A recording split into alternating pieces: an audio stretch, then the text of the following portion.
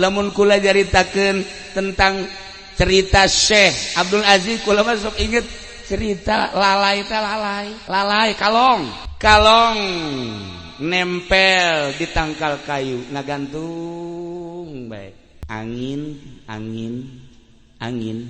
jeung hujan nyana ngobrol cek angin teh hey hujan coba sing gede maksudna kalong supaya ragag hujanan lu gede nurut hujan turun gede jasa kalong beuki nyekelan we hujan beuki gede beuki nyekelan sapoe-sapeting hujan kalong aman cak hujan teh bagian sia ku ari mah angin topan ku aing geus teu mampu dang cek angin topan ku aing hei eta angin topan mulai muter kalong beuki tenang beuki nyekelan we geus sababaraha jam angin topan puting beliun selesai kalong seserian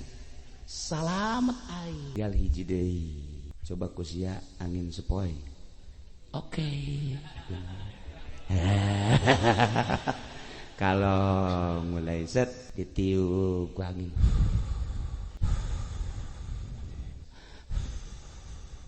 kicet kalau ngegeura ditiupan ku angin sepoi mantap tiis amat cek ngeunaheun amat reupes ragam ya kalau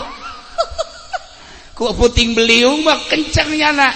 topan mah kenceng nyana hujan geledeg kenceng nyana tapi ku angin sepoi-sepoi masya Allah